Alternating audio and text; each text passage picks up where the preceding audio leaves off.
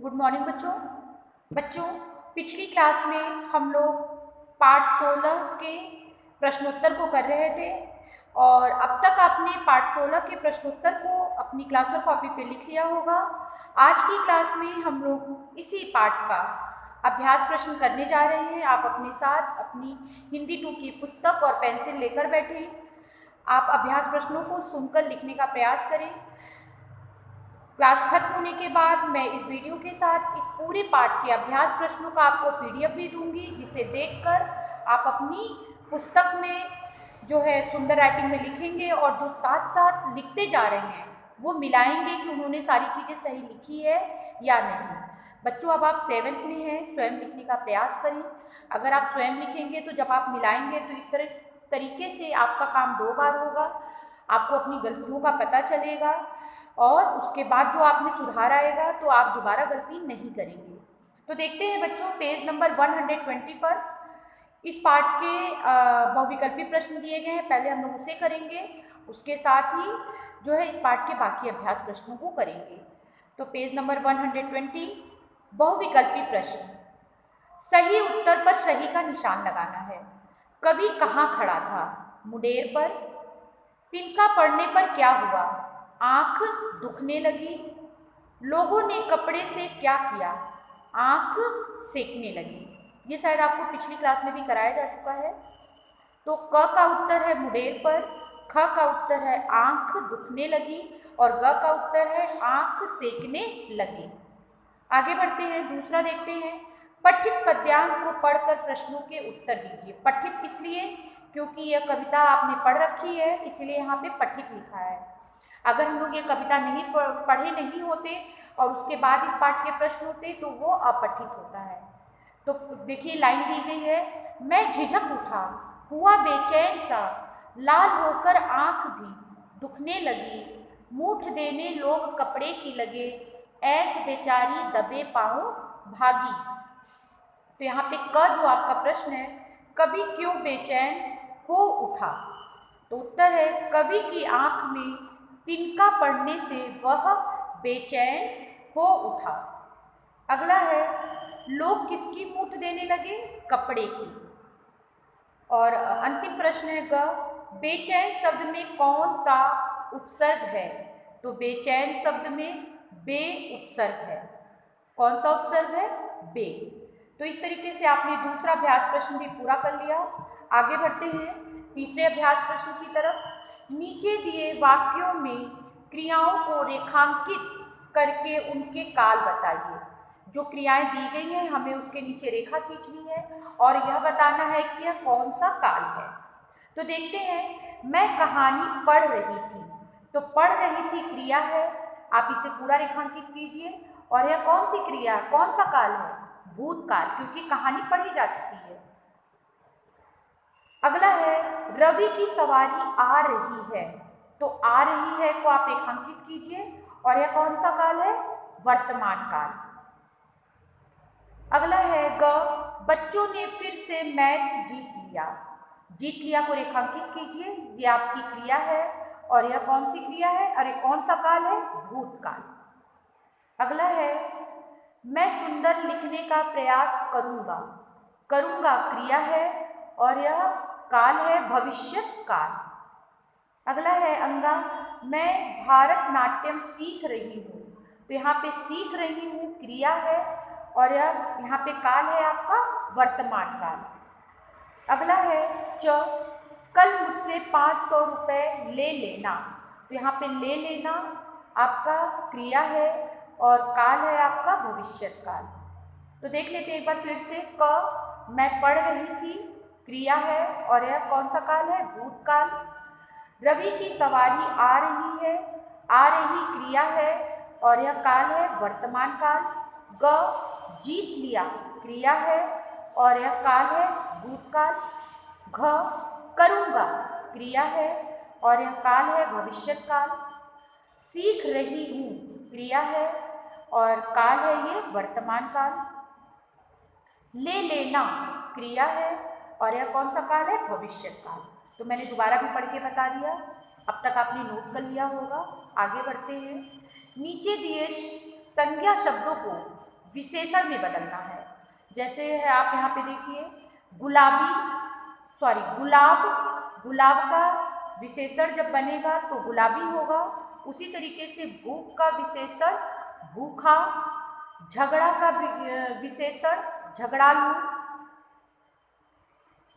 वर्ष का विशेषण वार्षिक, धर्म का धार्मिक, प्यास का प्यासा। बच्चों विशेषण लिखते समय ये ध्यान दीजिएगा कि आप मात्राओं की गलती मत करिएगा, वरना ये पूरा कट जाएगा। तो मैं आपको पाठ का जो है पीडीएफ दूंगी, तो आप वहाँ से देखकर अच्छे से मिलाएंगे कि आपने सही भरा या नहीं भरा।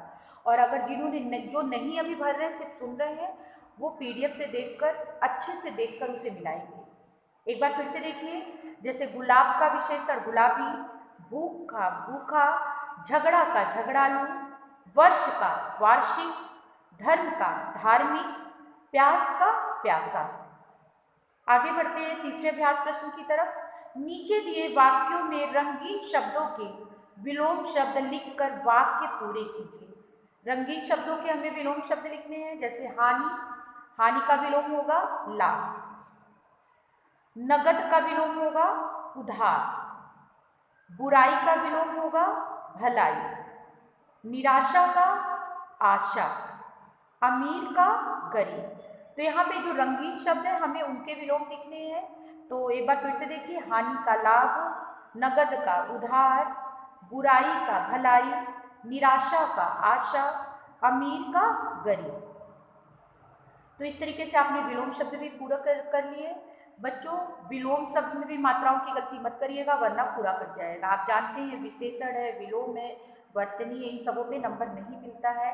तो आप बहुत ध्यान से एग्जाम में भी लिखिए, और लिखने के बाद उसे जरूर रीचेक करें कि आपने सही मात्रा लिखी है या नहीं।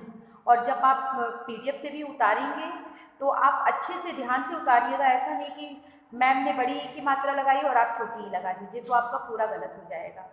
तो मात्राओं पे विशेष ध्यान दीजिए। हिंदी में नंबर सिर्फ मात्राओं की गलतियों पे ज़्यादातर कटता है।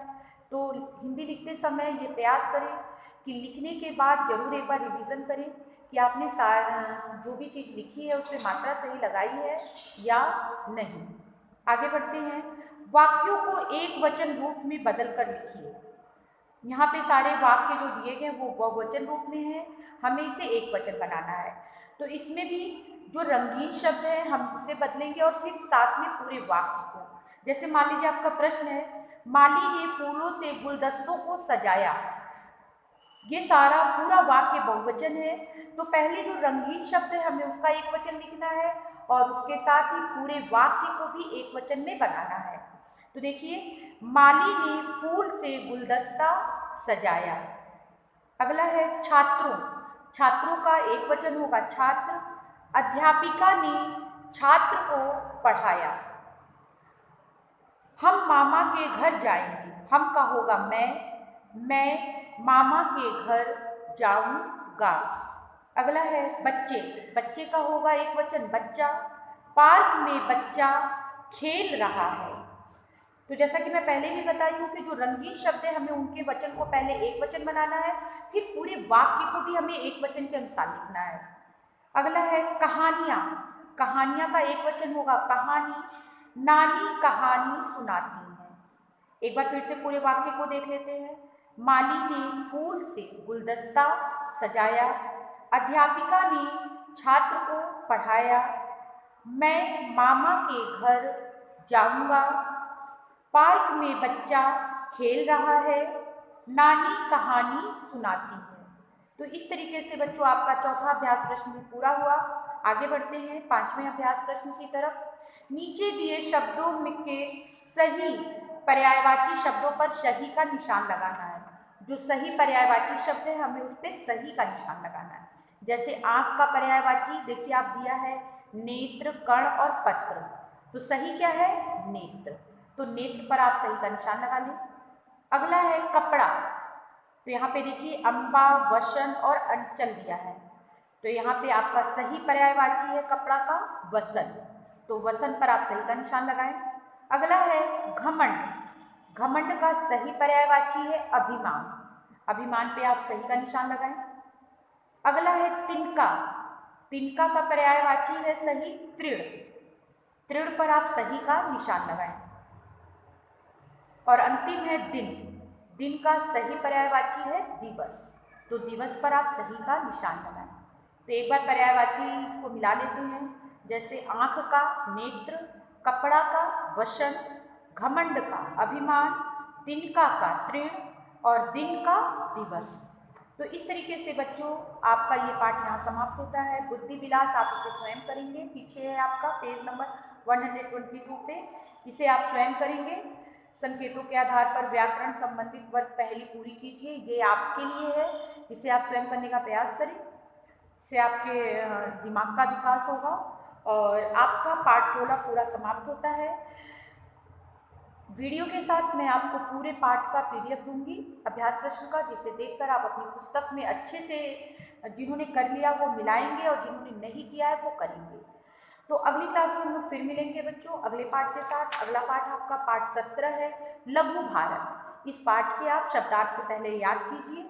जब शब्दार्थ आप पढ़े रहेंगे आपके पास आपको कठिन शब्दों का ज्ञान होगा तो पाठ को समझने में और आसानी होगी। और अब तक के बच्चों जितने पाठ पढ़ाए जा चुके हैं सारे पाठ के आप शब्दार्थ, प्रश्नोत्तर और अभ्यास प्रश्नों को याद करते चले, क्योंकि एग्जाम का समय अब नज़दीक आ रहा है। सारी चीज़ें अगर आप एक साथ याद करेंगे तो आपको कठिनाई महसूस होगी। तो बेहतर यही है कि जो चीज़ें पढ़ाई जा चुकी हैं उसे आप याद करते चलें साथ साथ। तो अगली क्लास में हम लोग फिर मिलेंगे अपने अगले पाठ के साथ। अगला पाठ आपका पाठ 17 है, हम लोग इस पे चर्चा करेंगे। थैंक यू बच्चों।